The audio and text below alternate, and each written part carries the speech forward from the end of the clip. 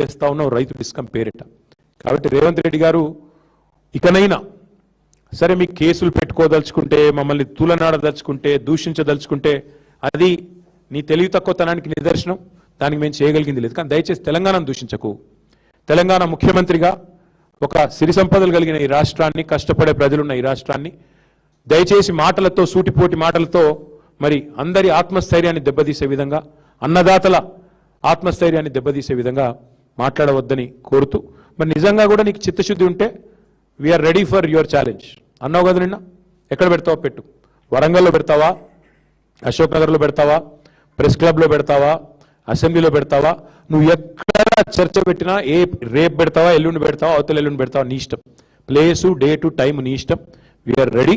10 ఏళ్లలో మేం చేసిందేందో, 2.5 ఏళ్లలో నువ్వు చేసిందేందో రైతుల విషయంలో చర్చకు మేము సిద్ధంగా ఉన్నామని చెప్పి మళ్ళొకసారి తెలియజేస్తూ మీ అందరికి కూడా ధన్యవాదాలు.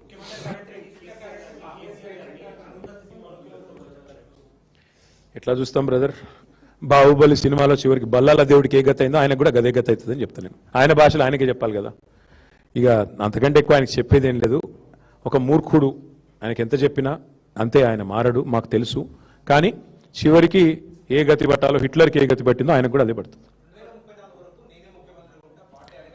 ఇదివరకు కూడా చెప్పాను నేను మీకు. ఇదివరకు కూడా చెప్పాను మీకు.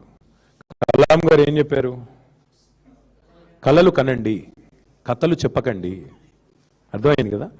అదే మాట ఆయనకు అర్థమయ్యే భాషలు చెప్పాలని నాకు ఉంది, కానీ వద్దు.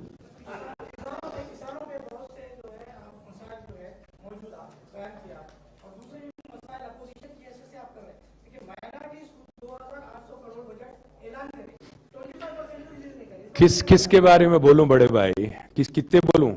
इसलिए हम एक काम कर रहे हैं, किसानों के बारे में जो इन्होंने वादा किया और धोखा दिया, उसको लेके हम किसान डिक्लेरेशन पे वारंगल में एक मीटिंग करें. उसके बाद से जल्दी यूथ डिक्लेरेशन पे भी एक मीटिंग होगी, SC ST पे भी एक होगा, BC पे भी एक होगा, और माइनॉरिटी डिक्लेरेशन के नाम पे भी एक और मीटिंग होगा. ये सारे एक के बाद एक करते आएंगे. अभी तो खेलना है ना, 2 साल और खेलना है. हमको क्रीज में रहने दो, खेलने दो. बड़े भाई छोटे भाई दोनों लगे. बड़े भी, जब वही बोलने वाला था मैं, बड़े भाई बोले 15 लाख डालता हूं, छोटे भाई बोले 15,000 डालता हूं पर एकड़. ना बड़े भाई कुछ दिए ना छोटे भाई कुछ दिए. दोनों के साथ मुकाबला और कोई कर रहा, लड़ाई कोई कर रहा, जिद्दोजहद कोई कर रहा, तो सिर्फ और सिर्फ केसीआर साहब और उनके हमारे केसीआर साहब के शागिर्द जो हम लोग हैं, हम ही लोग कर रहे हैं. आप हमें सपोर्ट करिए और भी मजबूती से लड़ेंगे आगे जाके. కాంగ్రెస్ ఉన్నప్పుడు ఉచిత కరెంట్ ఎక్కడదా? ఉచిత కరెంటే అదంతా. అప్పుడు కరెంట్ ఎక్కడది అసలు? మేము అధికారంలోకి వచ్చినాడు ఉన్నదే 7,000 మెగావాట్లు. ఇక ఆడ కరెంటే లేకపోతే ఉచితం ఎక్కడిది, అనుచితం ఎక్కడిది? ఏది లేదు, అంతుతుంది. ఇచ్చింది 2 గంటలు 3 గంటలు ఎక్కువ. దానికి మళ్ళీ బిల్డప్ ఒకటి. 24 గంటల కరెంట్ ఇచ్చిందే మొట్టమొదటిసారి భారతదేశంలో వ్యవసాయానికి 24 గంటలు ఉచితంగా ఇచ్చిన ఒకే ఒక్క నాయకుడు కేసీఆర్. ఎస్, ఆ రోజు ఉచిత కరెంట్ కాంగ్రెస్ పెట్టిన రోజు, డాక్టర్ వైఎస్ రాజశేఖర రెడ్డి గారు ప్రవేశపెట్టిన రోజు ఈయన ఏం మాట్లాడిండో అసెంబ్లీలో యాదకుందా? మా నాయనగారు చచ్చిపోతే ఈయననే మాట్లాడిండు, ఎవడో కాదు. ఇదే రేవంత్ రెడ్డి. కావాలంటే మీరు తీపిచ్చి చూసుకోవచ్చు. మా నాయన చచ్చిపోతే నీళ్లు పోసుకొని కూడా మోటార్ పనిచేయలేదు. మరి ఇవాళనేమో కాంగ్రెస్ గురించి గొప్పగా చెప్తున్నాడు.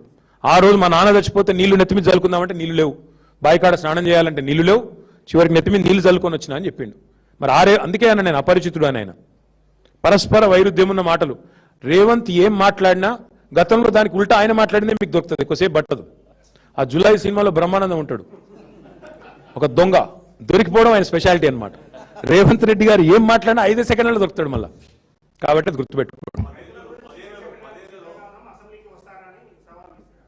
వస్తూనే ఉన్నాం కదా. కేసీఆర్ గారు ఎప్పుడు రావాలో ఆయనకు తెలుసమ్మా. నేనేమంటున్నా అంటే, రేవంత్ రెడ్డి గారికి మా పార్టీ తరఫున పాపం ఆయనకి బాధ ఏంటంటే ఒక ఐడెంటిటీ క్రైసిస్లో ఉన్నాడు. వాస్తవం చెప్తున్నా మీకు, అసలు విషయం చెప్తున్నా. ఆయన బాధ ఏంటంటే ఎదురుగా కేసీఆర్ ఉంటే నా పర్సనాలిటీ కూడా ఏమైనా ఎలివేట్ అవుతుందేమో, ఒక ఇన్ఫీరియారిటీ కాంప్లెక్స్ ఏదో ఆయనకు ఉంది. ఎదురుగా కేసీఆర్ గారు వస్తేనే నన్ను ఎవడన్నా దేక్తాడు యువతల, లేకపోతే మేము తిడుతుంటే ఆయనకు అర్థమైతలేదు. మేము మాట్లాడుతుంటే, మేము ప్రశ్నలు లేవనెత్తుతుంటే ఆయన ఎక్కడో ఇన్ఫీరియారిటీ కాంప్లెక్స్లో కొట్టుమిట్టాడుతూ ఉన్నాడు. అంటే ఇంకా విచిత్రమైన విషయం, నిన్న ఆయన మా జగదీష్ రెడ్డి గారిని పట్టుకొని మాట్లాడుతున్నాడు ఆయన హైట్ గురించి. అరే నువ్వు క్యాబినెట్ మీటింగ్లో డబుల్ కుర్చీలు వేసుకొని కూర్చొని నువ్వు కూడా మాట్లాడతావా? నాకు అర్థం కాదు హైట్ గురించి. అది నాకదే అర్థం కాలేదు. అంటే ఇంత ఐడెంటిటీ క్రైసిస్ ఏంది, ఇంత ఇన్ఫీరియారిటీ కాంప్లెక్స్ ఏంది? అయినా మా జగదీష్